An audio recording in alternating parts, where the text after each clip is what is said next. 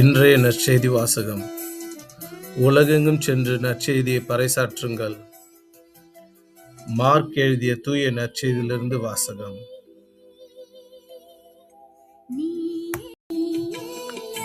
வாரத்தின் முதல் நாள் காலையில் இயேசு உயிர்த்தெழுந்த பின்பு அவர் முதலில் மகதலா மரியாவுக்கு தோன்றினார்.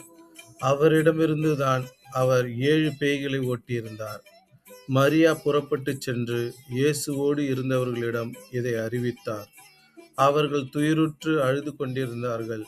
அவர் உயிரோடு இருக்கிறார் என்றும் மரியா அவரை கண்டார் என்றும் கேட்டபோது அவர்கள் நம்பவில்லை. அதன் பிறகு அவர்களுள் இருவர் வயல்வெளிக்கு நடந்து சென்றபோது இயேசு அவர்களுக்கு வேற்று உருவில் தோன்றினார். அவர்கள் சென்று அதனை மற்றவர்களுக்கு அறிவித்தார்கள். அவர்கள் சொன்னதையும் சீடர்கள் நம்பவில்லை. இறுதியாக 11 பந்தியில் அமர்ந்திருந்த பொழுது அவர்களுக்கு இயேசு தோன்றினார்.